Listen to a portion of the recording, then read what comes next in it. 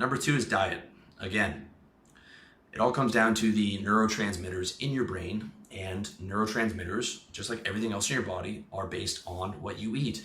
If you are inputting your machine with garbage, then the output is going to be garbage. Okay, if you're feeding yourself just nothing but junk food, then you're not going to have the proper levels of neurotransmitters, and things aren't going to be functioning properly, and you're going to feel it with increased fear and increased anxiety because you are feeding your machine garbage. All right, especially when it comes to stuff like serotonin and GABA. So the big things in diet are like getting adequate water, which is like 2 liters per day.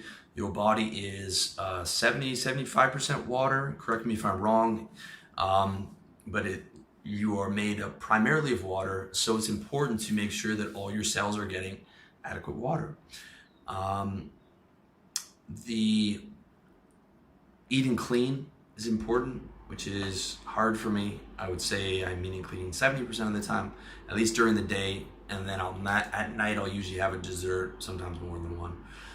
But that's still something that I'm looking to get full control of. But really, you just have to be eating mostly clean, okay? Especially during the day, when the day is like, for me at least, is when I would have more fear levels. I'm not particularly prone to fear and anxiety because I've done a lot of work and I've got my everything together, I think. But the day, there's definitely more. The nights to me is more relaxing.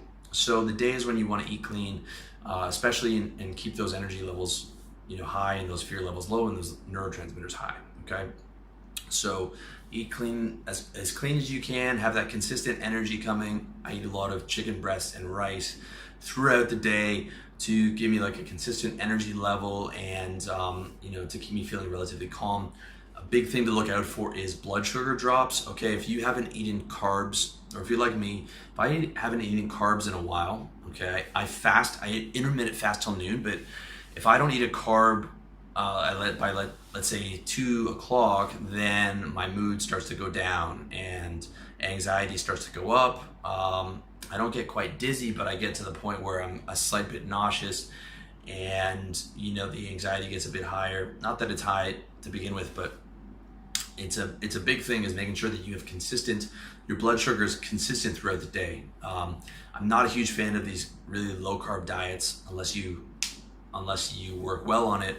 I'm a fan of having the consistent carbs throughout the day, not too much, but enough so that your fucking blood sugar is consistent. All right, it becomes more important as you get older, big time. And the last thing on diet is FODMAPs, which is an acronym for. It's a massive acronym that I'm not going to butcher here, but you can look it up. It's capital F. It's all capital letters, FODMAPS. And basically, it's a term for a long-term carbohydrates or long-chain carbohydrates that your body has difficulty digesting, okay? Some examples are gluten, dairy. Those are the major ones that people know about. But the other examples are like garlic, onions, strawberries.